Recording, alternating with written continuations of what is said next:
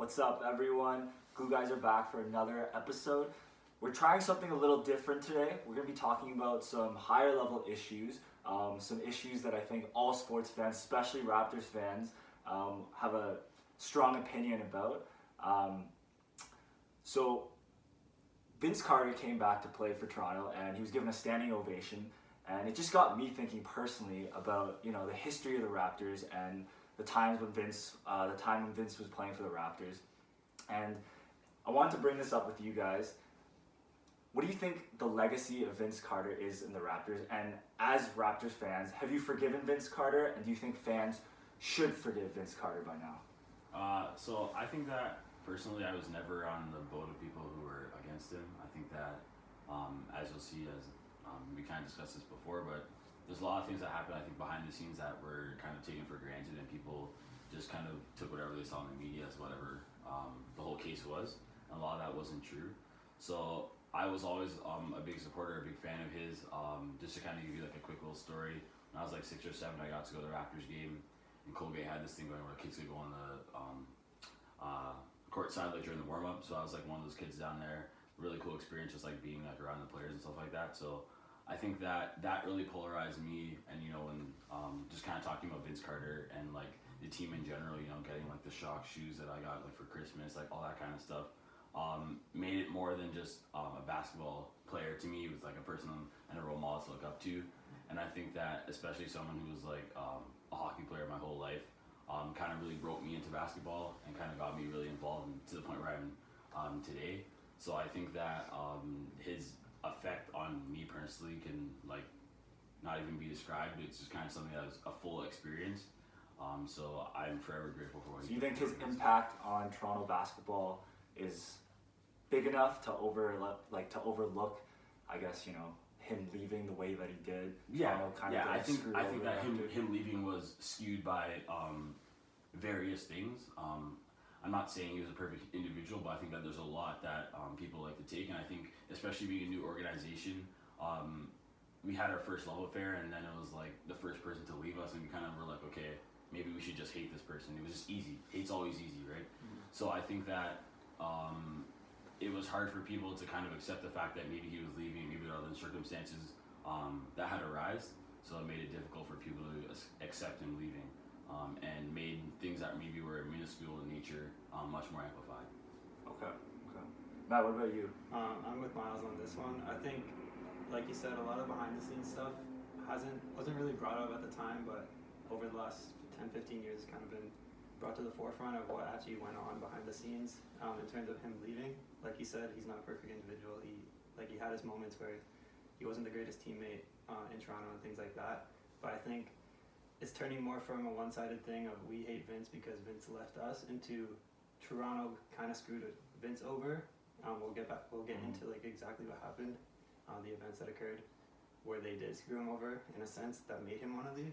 Yeah. Like obviously he did request a trade and whatnot, but I think that it's kind of turning into, like you see Raps fans, they don't really boo him when he comes anymore. It was like the first 5 years. He came back, it was just booed. Viciously booed. Yeah, it's exactly. like about a decade. And I think now, like, with social media, a lot of things are coming out and they're being shared, and it's being noticed that it wasn't just Vince. Like, Vince wasn't the enemy. Like, Vince wasn't a villain. There was a lot of things behind the scenes that, after Nate gives us an opinion that we'll kind of get into. I mean, that's pretty interesting. I do think the narrative is changing, and I know Nate has some strong opinions about this. So before I let you fire off. I think it's pretty interesting that like people forget how bad the Raptors organization was run even just like 10 years ago, right? And this is like 15, 20 years ago. Yeah. Like people forget now because we have Masai and like we're probably one of the best run organizations, but back in the day, like franchise was kind of a mess, right? Mm-hmm. Yeah.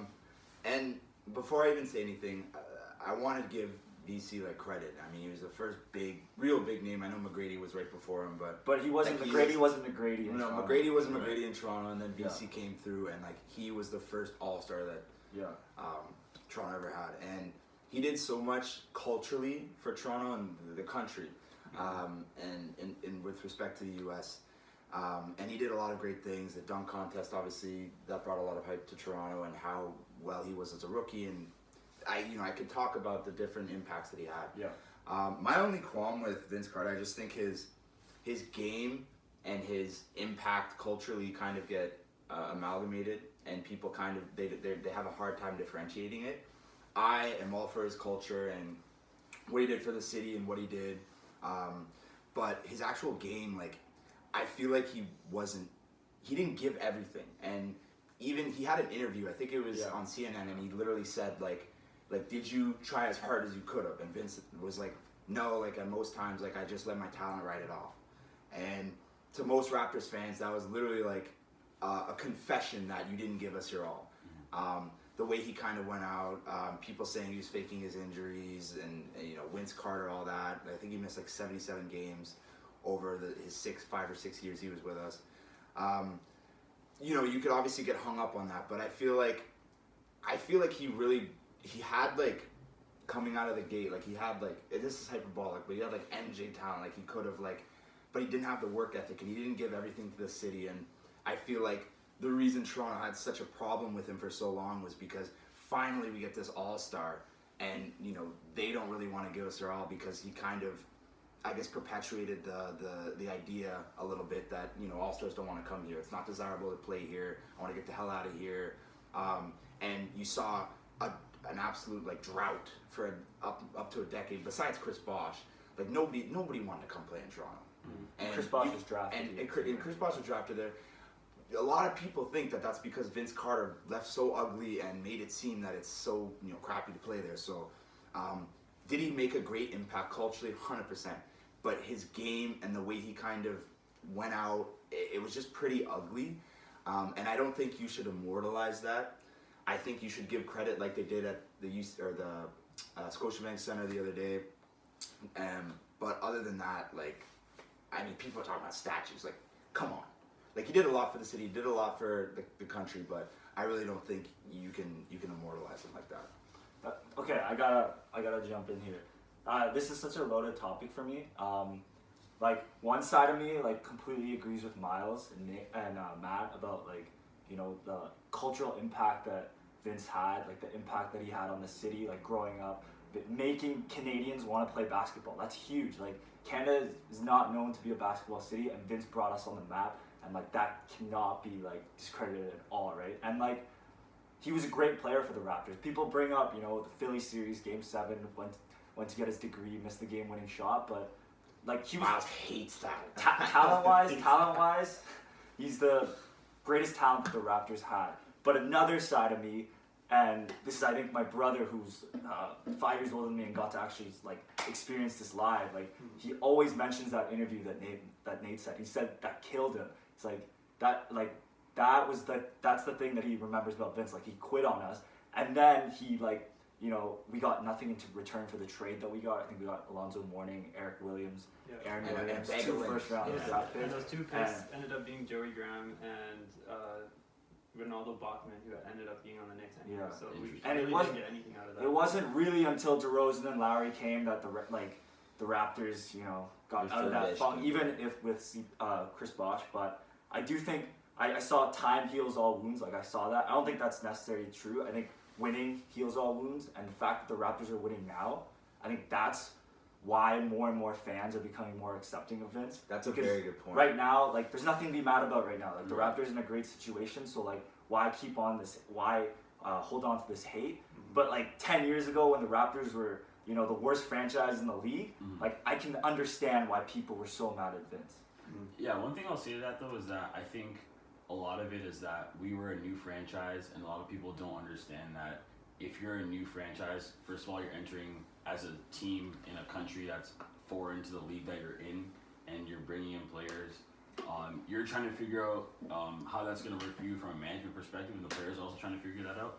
So that's why I think that a lot of people, they look past that and just kind of see like, this is something that happened. I'm not discrediting the interview by any means, but what I'm saying is that people think the situation is much easier than what it actually was. And even from jump, when he got drafted, he didn't show anything that said to anyone that he didn't want to come here. He was for Toronto. He said he wanted to make the city something, establishing the nightclubs, talking about, him bringing bottle service here. Not that that's my point, but what I'm saying is that he didn't have any resentment towards the city coming here. He wasn't a player who said, I don't want to be in Toronto.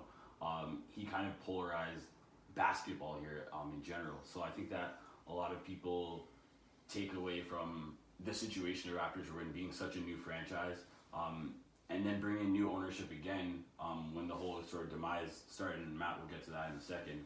Quickly on this graduation thing though, I really do resent people that say he was wrong for going to his graduation. I don't know where you guys stand on that. I think that's absolutely ridiculous. I think it was a bad look. I think it's a bad look, but I don't think you should hold him accountable for going to his grad. I'll say that. But I can understand why. But how is that? But that's what I'm saying. How is that a bad look? This is something that he's worked towards. He decided to stay in school. He said school is just as important. I understand, but it's Game 7 of the biggest but playoff game in Toronto Raptors. He didn't even play bad. I know he didn't play bad, right. But he missed the game. It's just a bad look. Like, I'm not saying it's bad. If you miss the game, you can't lie. It doesn't look bad. No, but that's not fair because you can't say you played a. He played a great game. Instead of pre-game, he played a great game and he didn't make one shot that we needed. That you're taking that and discrediting everything. I know it's not fair. It's not fair, but that's unfair. That's unfair fans. Because if he didn't go and miss the shot, what would the narrative be? Those are casual fans. What would the narrative be? I understand, but it's still a bad look. What would the narrative be? When I say bad look, I mean it looks bad. If the ball was 2 inches to the left, it would have gone in. No, if he didn't go and he still missed, I'm saying what would the narrative be? I'm saying he foregoed his graduation and gave it his all. It completely changes the narrative. But you can't lie that going to North Carolina for your grad and then flying to a game instead of pre-gaming. The thing is, he didn't miss a team meeting or anything that day. He came back and was I get that. I'm 100%, and I'm not even the fan saying you shouldn't win. I'm saying, you know what? It's his grad. You only get one grad for whatever. Right. Cool, go do it. Handle your business. You're a man. Whatever. Right. But you can't deny the fact of how it looks, man. I'm saying you can't. People can't say that it looks bad because he didn't play a bad. If he showed up and got 2 points and we lost, I'd be like, okay, I understand that. Maybe he didn't weigh the priorities correctly. Maybe you could have tried to find a different time. I understand that. But you can't. People are reducing this down to one shot, and that's unfair. That is unfair. That's very. I'm not arguing that. But that's very unfair because sports. I'll give you another example. I know this isn't fair, what he did. But think about Odell. A year ago 2 years ago in the playoffs. He went to that boat party. Comes out a party. Yeah, I know. These are different scenarios. I understand that, but let me finish. But I'm not even talking about that. I'm talking about the fans' reaction. He dropped a couple passes, and fans ripped on him. They blamed everything on the party. Do you really But logically, it probably wasn't. That party probably didn't really impact his play. I think it's the same thing for Vince. The graduation didn't impact the fact that he didn't hit that game-winning shot, right? But fans are looking for anything to jump on, and he gave them an excuse to jump on. I'm not saying it's right or wrong, but it's there, and now fans have something to attack him on. But I'm not saying it's right or wrong, but it's just fact. I just think people can jump on that now. If you're comparing the scenario to going to a boat party or going to, I'm not comparing it. I'm just saying that's another thing that fans can jump on. Because I'm seeing to the same accord, and this is a bit more sentimental. But if someone goes to a funeral, for example, let's say you've gone to a funeral and then the same thing happened, what would people be saying? Well, then now you're talking about a happy day versus a very black, more. But I'm saying there are days that matter to you. Can't decide what days matter to people in their lives. So I'm saying that his graduation, he decided to go to North Carolina, played there X amount of years, had a fantastic time, and says now that, this is something that was very important to me coming out of growing up, going to a good school, getting an education. No, I understand that. What I guess Scotty and I are saying is we are on that sentiment. We understand that. Okay. That is a logical sentiment. That is a logical perspective. Fans are illogical, irrational, stupid. Fans will jump on anything. Right? Chicago Cubs, for example. I can't remember the guy, but the guy who reached out in the stands. Do you think that cost them the chance to win the World Series that year? That created that prolonged the drought? No, right? But it was just something the fans could jump on. I'm saying, I just think it's very unfair, and I think that saying it's unfair too. There's other but scenarios that happen that people can make better decisions. That's like a surface level argument. Right, but I think it's a scenario. 100% it's surface. It's not like we're not saying it's not. It's not like he didn't plan his whole day and say, okay, I'm going to go to graduation, and then I'll figure out how I'm going to get to the game and stuff like that. So I think that whole scenario bothers me. People who kind of are on. Yeah, it bothers me too. It bothers me too. But I'm just saying, I think the idea it gives fans a thing to jump on, and they lost the series. They were angry, and they saw Vince went to the graduation. that's it. Like that was the reason we lost, and fans jumped on it. I'm not saying it's right or wrong, but that's like what people it think. gave people an excuse. Right. But okay, do you want to talk more about this? Because I was gonna bring up another question about. I was gonna talk more like the organization. Yeah. Okay. Yeah. Sure. So, a lot of people, you guys are saying, like, I'm not gonna discredit the interview that he said, like, I didn't give my all, but I think that can be related to how the organization treated him. It's kind of like treat others how you would like to be treated, and because I'll get into it, he wasn't treated fairly by the Raptors in a sense. That's probably where that came from. Where if you're going to work, you work at a firm, they're not treating you well. Let's say you're performing really well, all of a sudden they start treating you poorly. You're gonna show up. You're not gonna probably put in the same amount of effort moving forward. I think the same thing that happened with Vince. So in 2003 or 2002, Lenny Wilkens, former NBA Hall of Famer, was their head coach. Players coach, respected by all the players on the Raptors, fired because they had one poor season. Then they brought in Kevin O'Neal, who was a hard ass. All the players hated this guy. That's the season that Carter actually ended up getting traded because Kevin O'Neal kind of, in practice and things like that, he made it seem, actually that was the year before he got traded, then Sam Mitchell. I think you said, yeah. Sam Mitchell. Anyways, O'Neal made it seem like Vince wasn't important, like, oh, he's in like his 5th or 6th year, like we can move forward without him in the future. And that's kind of how Alvin Williams was interviewed about this. Yeah. Former Raptor, and he told the media, like, you know, like Kevin O'Neal acted as if we'll be fine without Vince, like we don't need him, even though he was their perennial all-star, things like that. So if you're going to practice and then all of a sudden your new coach is acting like that, and he's a hard ass on top of that, you're probably going to think, like, well, like, why am I here? Second thing, when they hired, they had no GM in the offseason of 2002 or 2003. So Grunfield, I believe it was fired. Yeah. They went like 2 months, they had no GM. Vince is sitting there like, our team's not good anymore, like, and we have no GM, what are we doing? So Julius Ervin, Dr. J, contacted Vince. He said, okay, I want to be a part of the Raptors organization in some way or another. Vince mentioned that to the president of the Raptors. He pushed it aside. Dr. J, Hall of Famer, pushed it aside, never happened. Yeah. If you look forward to when Vince returned on the Nets to play the Raptors, he showed up to the ACC in a Dr. J jersey, dropped 39 like 8 and people were wondering why he wore that. That's why he wore that. Yeah. And then 2 other things were they fired Vince's athletic trainer who got him through most of those injuries. That was the season, in the off season before the year he left. Fired like Vince's athletic trainer, and then Vince's mom did a lot of charity work in Toronto, and they had a parking spot at the ACC for her. All of a sudden, when the new GM came in, the new coach came in, they got rid of that too. So not only are they treating Vince poorly, they're treating his family poorly. So like, yes, he didn't put in the effort. I believe that in the last couple of years, but I think it's a product of what was happening behind the scenes. He's also like got married for like 9 months, got divorced. Like all these things compiling within like a 2-year time frame, and then people just jump on like the quick narrative and things like that. Like we were saying with the graduation thing. So I think there's a lot. Like this story is as deep as like an NBA story can be. I think a lot of people are just quick to jump on like, oh, he didn't play as well. Another thing is he averaged like 16 points in the 30 games he played before he got traded. People were saying, oh, like he's not putting in the effort, he's not scoring as much. He's averaging like 16 and 5, like 5 rebounds. You look at his numbers with the new head coach, Kevin O'Neal, went from 38 minutes a game for the last 2 seasons, dropped to 30. So if he would have been back up at 38, he would have averaged 23, no one would have said a thing. So I think the whole, like all these like 6 different scenarios and events that I just mentioned, like that all goes into why he would have wanted to request a trade. And actually the day before he got traded, he went to Sam Mitchell, new head coach, who he respected. He said, I don't want to leave anymore, like I want to fix this. The GM said, oh, we already have a deal in place, like I'm like, whatever, like it's gonna get done, like you're getting traded, it doesn't matter what you just said.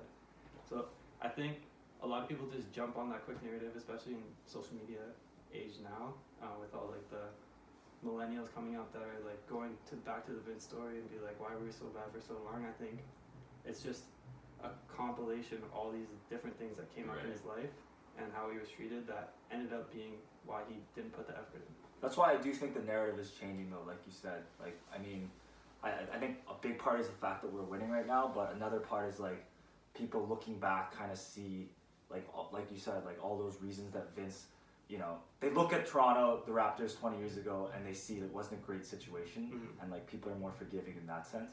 I don't know if you guys wanted to jump on anything that Matt said, but I wanted to touch more on a different topic here about, you know, who the greatest Raptor of all time is, because like we mentioned, Vince is, you know, probably the most talented, but in terms of the greatest Raptor, like that discussion, I don't know. I think Miles and Nate are on the boat of like, not Miles and Nate, Miles and Matt are on the boat of, you know, like we forgive Vince Carter and like can recognize him as this great player for the Raptors. But I don't know if you guys would go as far to say that he's the greatest Raptor of all time, or in terms of play or in terms of impact.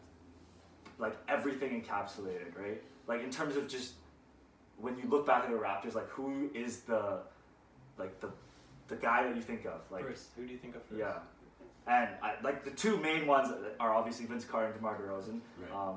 You can throw in like Chris Bosh if you want to there. Lowry. Yeah, and honestly, like there's even, I'm not even, just to kind of make a little case for Lowry, it'd be like, not that he's the greatest, but I think he's in that tier of guys who are after our greatest players. He's in that. It's just he we wasn't. talking about like the Mo Peets and Kyle Lowrys that were kind of like we needed them to be. But he wasn't drafted by the Raptors and right. That's what I think that has to be the criteria to me, because like Lowry came in like, you know, halfway through his career. Yeah. I want to talk about players who like started from the Raptors and grew with the team, right? So those to me are Vince Carter, Chris Bosh, and DeMar DeRozan. Yeah, I think that's fair. Again, I think that if you look at the situations, it's all skewed towards DeMar in the sense that, you know, he kind of got after, you know, Bosh and Vince Carter paved the way. They get management in order, kind of get coaching in order, everything's kind of set up, and he probably came to the best situation in terms of us having a base. He got to play with Bosh a little bit, learn from him. Yeah. I think that from a polarization standpoint, Vince would have to win the conversation just naturally based on the events and also just being like a pillar in terms of the whole community. And then it's unfortunate, but I think Bosh kind of falls in the middle there, or in the middle, I mean third in terms of the team wasn't at its greatest then. And I think that fan support was really bad in that time too. Right. After Vince left. Yeah, exactly. But I think that Bosh, he even had kind of a bad narrative near the end of his kind of portion here, and people are saying that they think he wanted to leave and stuff like that. Obviously, nowhere near Vince Carter, but I think that it'd probably be Vince, DeMar, Bosh. Oh, so you put Vince number one? I think I would put Vince number one. Yeah. Okay. Nate. Yeah, it's a hard discussion to have, just because. And when we talk about forgiving Vince Carter, I don't hate Vince Carter. I don't have anything against Vince Carter. And one thing I will say, like, I'm 21 years old. I'm not gonna sit here and say that I watched Vince Carter at his prime. I don't have the same opinions that, you know, a 36-year-old in downtown Toronto would have. Right. Like, I can't pretend like I do. I've just watched film, watched this, you know, saw it a little bit when I was a kid, but I can't have that strong of a hatred or a dislike for someone who I really wasn't like ingrained with. Yeah, that makes sense. But I do forgive him, and I think time does heal all wounds. Winning obviously is great, and if we were probably 10th in the East, we'd probably be a little less forgiving, and that's one thing I really agree with. But I don't know. I just feel like it's too polarizing for his he had the greatest impact, no question. He had the greatest talent, no question. Is he the greatest Raptor? No, but am I ready to crown the greatest Raptor? I don't know. DeMar DeRozan did a lot. He took us to the East. Arguably helped take us to the Eastern Conference Finals. He did a lot. Consecutive playoff appearances. You could rhyme off all these different figures, but I don't even know if I want to crown the greatest Raptor of all time, because I don't know if there's one that you could say Vince Carter. You can make arguments for Vince Carter. You can make arguments for DeMar DeRozan and Chris Bosh.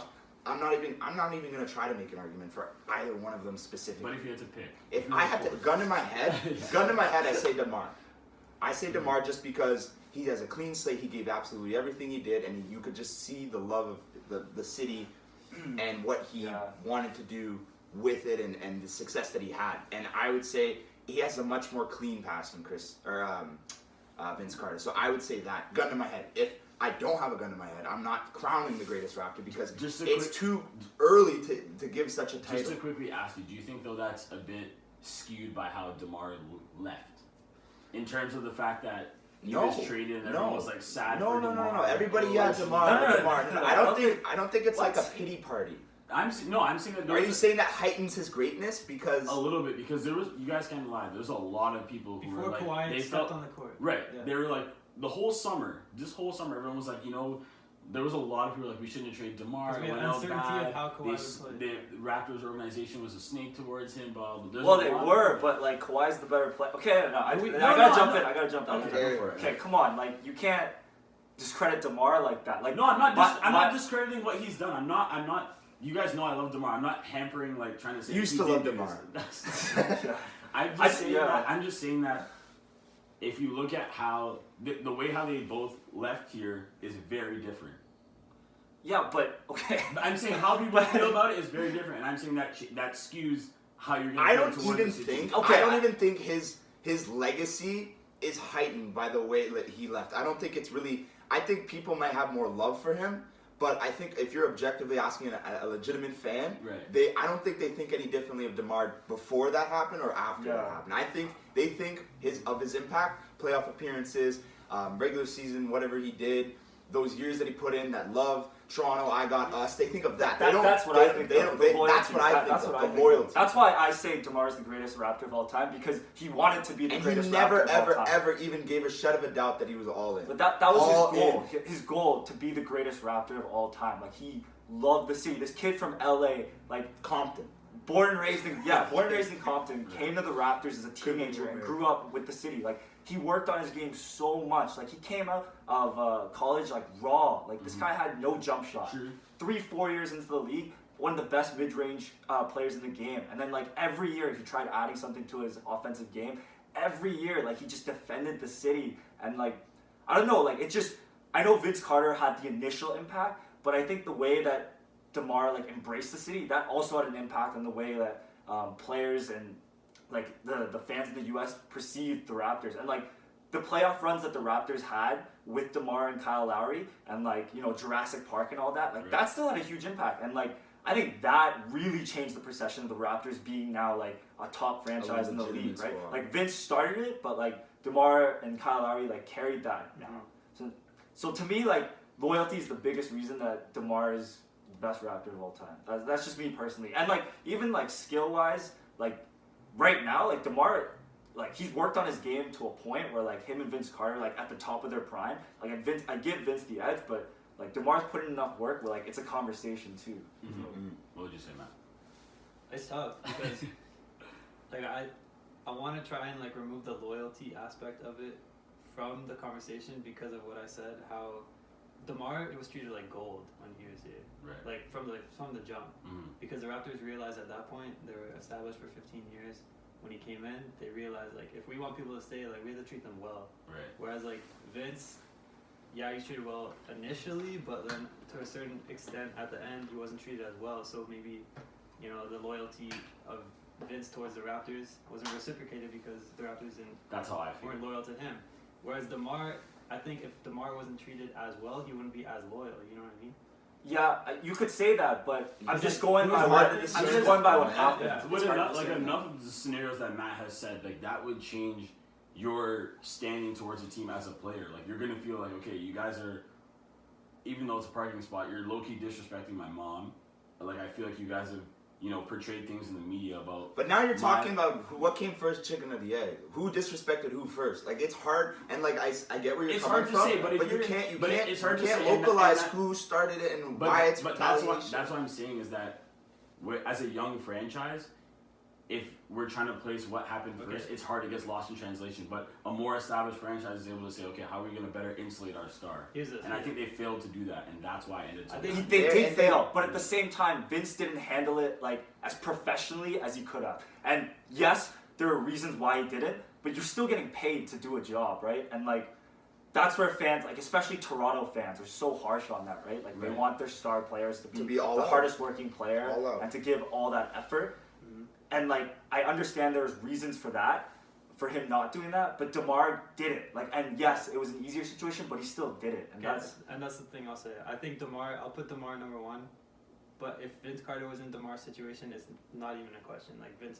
Like if Vince was placed in 2009 into that And was organization. incubated? Is that what you're saying? Exactly, and had the support around him and had people that cared about him and management that cared about him, he's by far the greatest Raptor, one of the top whatever amount of players in the NBA history. Right. But I think because he was I thrown agree with into that. a fucking Mess. excuse my language, a mess. I think it's hard. Yeah, it's hard to put him up there because of how he left, not necessarily how he wanted to leave, Right. but just how the whole situation was handled.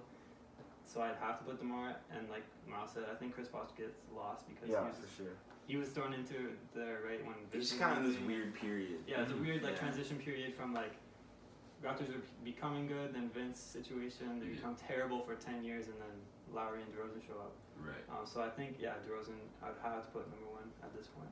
And I think people also felt like, just to touch on Bosch a little more, just because he doesn't get as much respect as he should, people kind of felt like he was leaving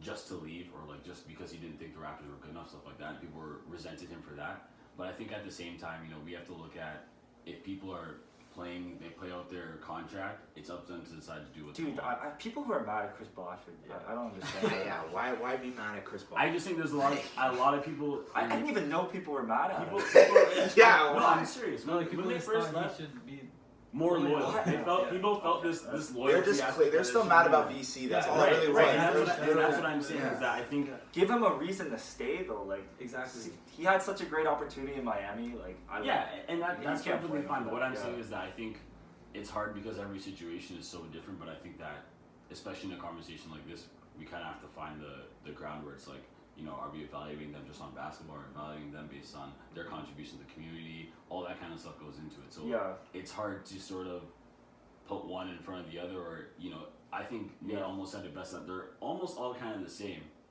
In terms of, it's hard to say who's the best because the situations were like so different. Like they were very different. Yeah, it's And completely we're still subjective. a young, raw argument. franchise. So I think that, barring hopefully in our lifetime, we can get one more generational talent who just stays Yeah, here Kawhi. forever. And who knows, right? We'll see. All right, well that was a good discussion. Do we?